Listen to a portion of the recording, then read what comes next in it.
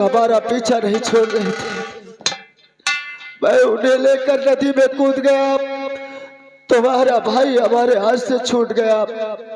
मैं तो कैसे तैसे बच गया, लेकिन तुम्हारे भाई की तलाश में तुम्हारे ब्राज को बचाने के लिए कि एक सम्राट की जरूरत है, इसलिए मैंने साधु का भेष बनाया।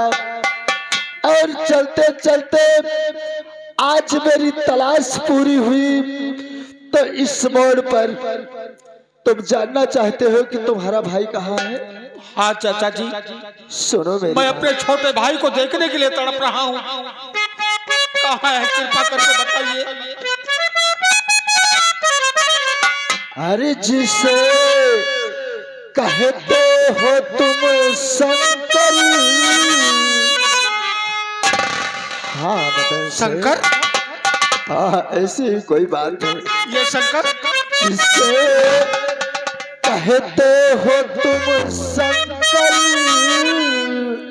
सगा भाई वो तुम्हारा।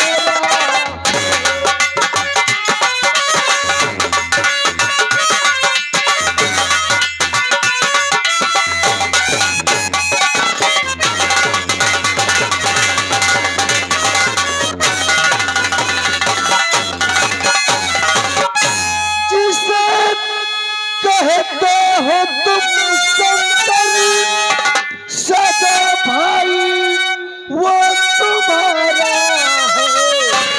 अरे जोधपुर महाराज के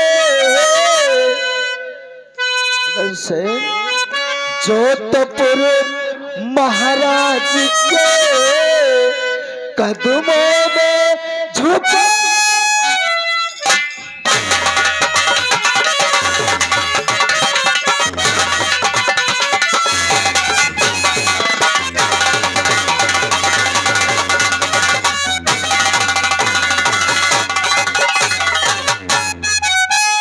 जिसे तुम शंकर मल्लाह समझकर उसकी फांसी दिला रहे हो, वो कोई और नहीं है, बल्कि वो तुम्हारा छोटा भाई है, जिसे तुम कभी बचपन में प्यार से गोद में लेकर खिलाया करते थे। या भगवान, ये दिन देखने से पहले मेरी मौत क्यों नहीं हो गई? जिस छोटे भाई को अपने गोद में लिए खेलता रहता था, उसी के ऊपर मैंने इतना बड़ा अन्याय, इतना बड़ा जुर्म किया। पिताजी, हम लोग जिसे शंकर मल्लाह के नाम से जानते थे, हाँ बेटा, वो कोई और नहीं, मेरा छोटा भाई है। हाँ बेटा, आप कृपा करके मेरे भाई को फांसी के तख्ते से कुछ देर के लिए उतार लीजिए। मैं उसे एक बार अपने गले से लगा लूं। ठीक है बेटा, उसके बाद आपकी जैसी मर्जी वैसे करना। ठीक है बेटा। दरबारी, शंकर को फांसी के तख्ते से उतारा जाए।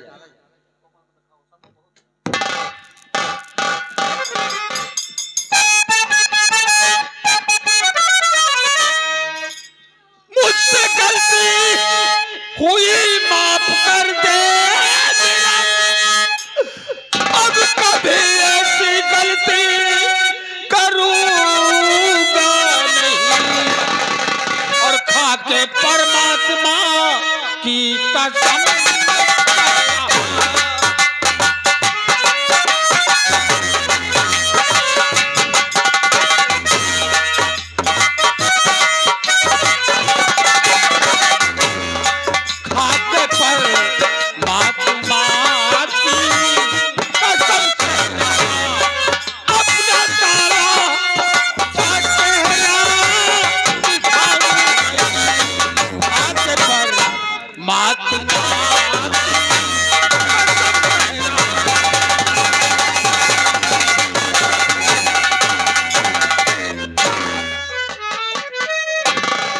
उससे बहुत बड़ी गलती हो गई। ये आप क्या कर रहे हैं? मुझे क्षमा कर दो। तुमने कोई गलती नहीं किया विराट, तुमने तो अपना फर्ज अदा किया है, फर्ज अदा किया है। गलती तो मुझसे हुई, एक बार मुझे मेरे माफ सीने से कर। लग जाओ। भैया चिंता मत करो, ऊपर वाले का घर बहुत बड़ा होता है, वो चाहेगा तो सब कुछ ठीक हो जाएगा।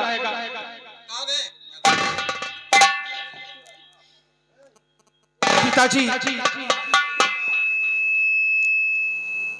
मैं ये नहीं कहता हूं कि मेरे भाई की गलती को माफ कर दीजिए, लेकिन उसके बदले अगर आप मेरी फांसी करवा देते तो ज्यादा बेहतर होता। बेटा मदद सिंह, मैं शंकर की सारी गलतियां माफ कर दूंगा, लेकिन ये बता दे कि मेरी बेटी राखी को कहाँ छिपाया है, क्योंकि तुम तो जानते हो कि बगैर राखी के मैं एक पल नहीं जिंदा रह सकता। ठीक है पिताजी, मैं उसे समझाता हूँ। हेलो, यहाँ गए हमारे राज की तरफ से यानी घरवाली की तरफ से 20 रुपये सिर पे खुश मेरे छोटे भाई, जी भैया, तुम्हें मालूम होना चाहिए कि राखी महाराज की इकलौती बेटी है। हाँ हम तो इनके धर्म के बेटे हैं और राखी के बगैर महाराज जिंदा नहीं रह सकते। तुम राखी का पता बता दो, भैया, महाराज सब ठीक कर देंगे। मैं सब बता दूं। लेकिन ये जान लो कि राखी के बगैर मुझे भी जीना स्वार, मैं भी उसके बगैर नहीं जी सकता। तुम इसकी चिंता मत करो, महाराज बहुत दयालु हैं। महाराज से कह करके मैं राखी की शादी तुम्हारे साथ करवाऊंगा।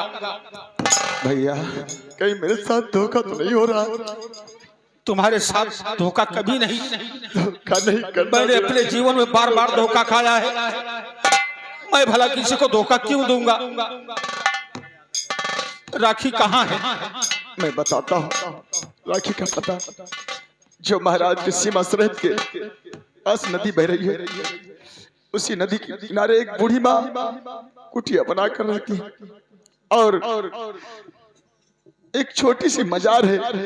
बूढ़ी माँ वहीं पे बिलक बिलक रोती थी चाचा जी, और राखी उन्हीं के पास है।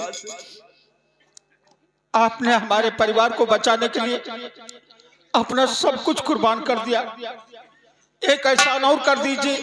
बोलो बेटा, करना क्या है? महाराज की इकलौती बेटी राखी गंगा नदी के किनारे किसी झोपड़ी में एक बूढ़ी माँ के साथ रहती है। आप उसे चाकर के ले आइए, सब ठीक हो जाएगा। ठीक है बेटा, मैं जा रहा हूँ और मैं राखी को लेकर ही वापस आऊंगा। लेकिन जब तक मैं वापस ना जाऊं, महाराज को समझा कर रखना कि शंकर को आगे कुछ मत कहे। इसकी जिम्मेदारी मैं लेता हूँ। पिताजी, आप चल करके आराम कीजिए। मालिक ने चाहा तो राखी बहुत जल्द ठीक है बेटा। चलो चलते हैं।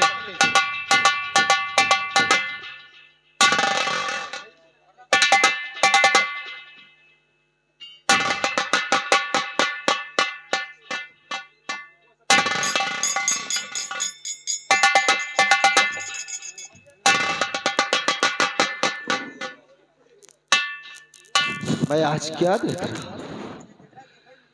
ये हमारे उदयनगर की महारानी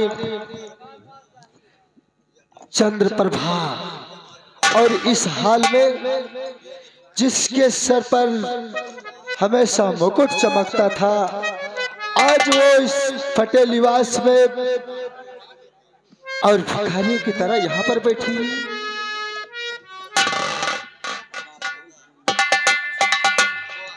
बाबा, आप कौन हैं जो कि मेरी हाल पर तरस खा रहे हैं? राजमाता, मैं आपके हाल पर तरस खाने वाला कोई और नहीं, बल्कि मैं तुम्हारा एक गुलाम हूं। हमारा नाम सेनापति प्रताप सिंह है। सेनापति, आप आंखें खोलिए महारानी और मुझे पहचानिए।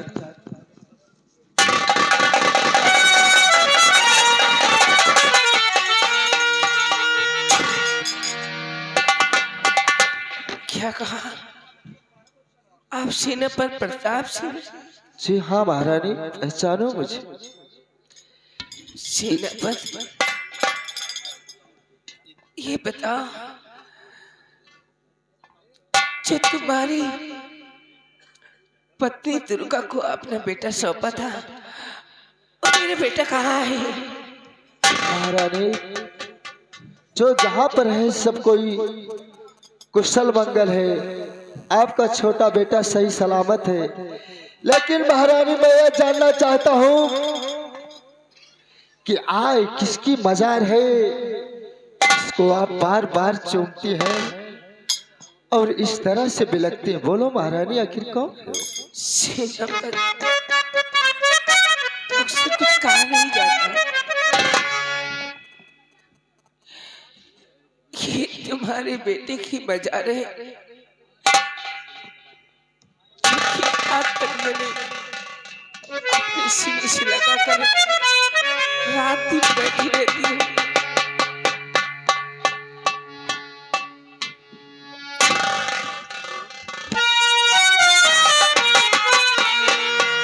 महारानी जी, आप इस बात के लिए चिंतित है कि आप हमारे बेटे की रक्षा न कर सकी, इसलिए मजार के पास बैठी और मजार को चूमती है, अपने आपको कोसती है। नहीं महारानी जी, तो अपने बेटे को मरने का गम है मुझे,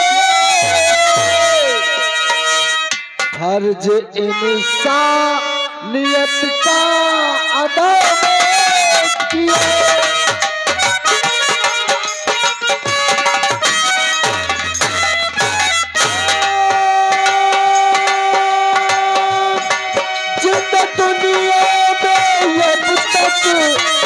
मतन सेन है,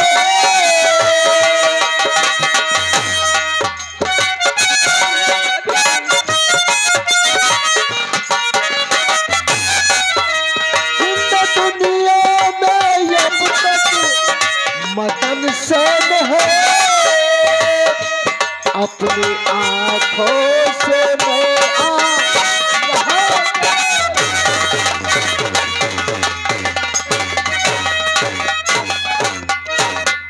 महारानी, क्या? आपका बड़ा बेटा मदन सेन अब तक इस दुनिया में जीवित है? मेरा बड़ा बेटा मदन सिंह? जी हाँ महारानी। वो भी जीवित है? महारानी, आपकी खोज और तलाश खत्म हुई। आओ हमारे साथ चलते हैं जोधपुर महाराज के यहाँ, जिसकी ये लड़की राखी है। अगर आप और ये हमारे साथ रह गए तो वहां पर शंकर की फांसी हो जाएगी। शंकर? जी हाँ महारानी, जो कि शंकर आपका बिछड़ा हुआ छोटा बेटा है। आप चलिए हमारे साथ, क्योंकि समय बहुत कम है और काम बहुत ज्यादा है। चलिए।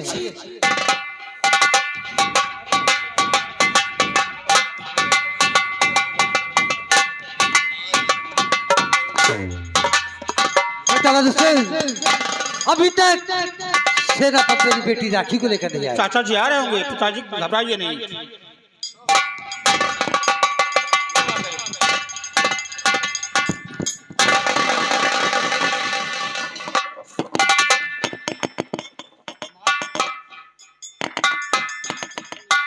बेटा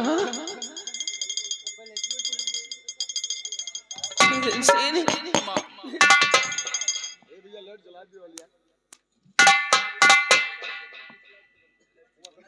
माँ तुम चिंता मत करो, पिताजी का बदला चुकाने के बिल्कुल तैयार हूँ। पिताजी, आपने मुझसे एक दिन वादा किया था कि वक्त आने पर तुम्हें तुम्हारा खोया हुआ राज दिलवाऊंगा। हाँ बेटा, तू देर करने गलत नहीं। चलो इसी वक्त हम लोग चढ़ाई कर दुश्मनों को मारकर तुम्हारा राज दिलाएंगे। अच्छी बात है। नहीं बेटा, तुम लोग नहीं जाओगे। पहले मैं जाऊंगी राज दरबार। हाँ बेटा, क्योंकि मंत्री जालिम सिंह बहुत होशियार है। कहीं ऐसा ना हो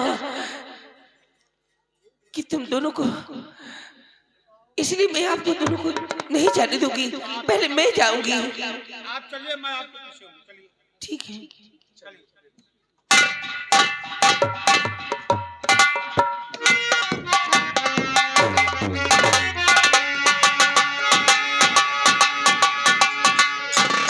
पन्नालाल,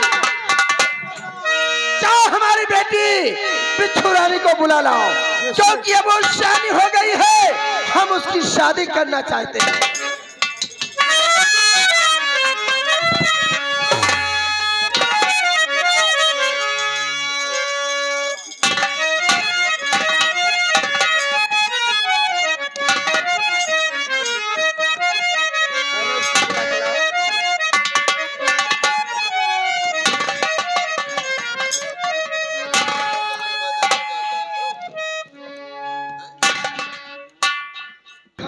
कहिए पिताजी। अब तुम सयानी हो गई हो, हमने सोचा है कि तुम्हारी शादी कहीं अच्छा सा बर ढूंढ कर दे, क्योंकि और तो हमारे कोई संतान नहीं है, सिर्फ जो हो तुम हो, इसलिए हम तुम्हारी शादी करना चाहते हैं। पिताजी, बोलिए। मैं ये जानना चाहती हूँ कि मेरी शादी कहाँ से होने वाली है।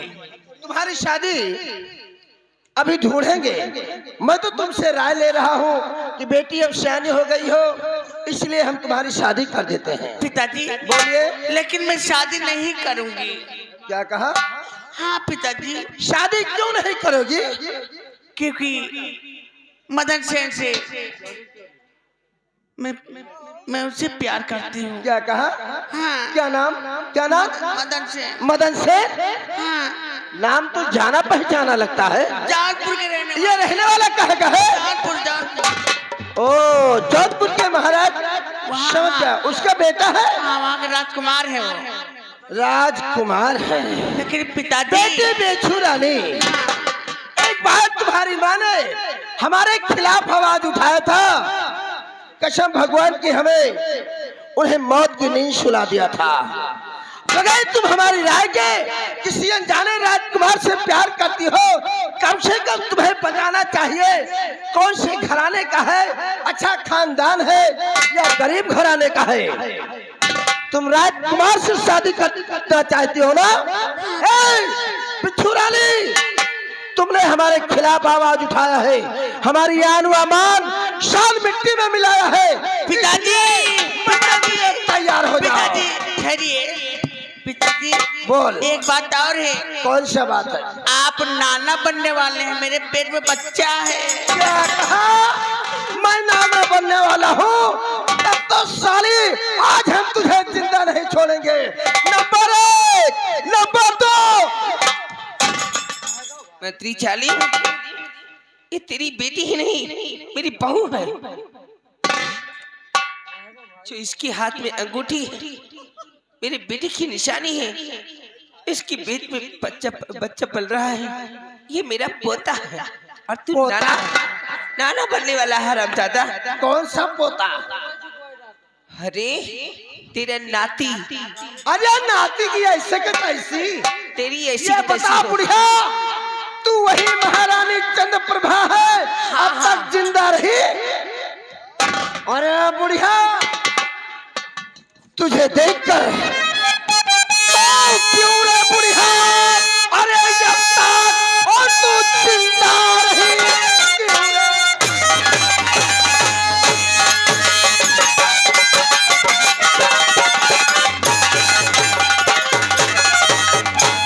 क्यों रे बुढ़िया, अब तक तू जिंदा रही? तेरा मुंह देखना ये महापाप है।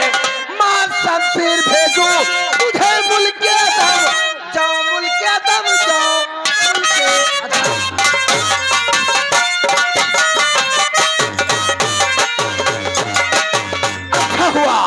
अच्छा हुआ मैंने तुझे जिंदा छोड़कर बहुत गलत किया।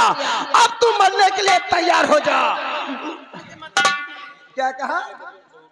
अरे पापा अरे आप पापा की ऐसी का नहीं, तैसी। पापा पहले मुझे मारिए। ए साली, दुनिया भर का प्यार करके पेट में बच्चा कर तैयार कर दिया।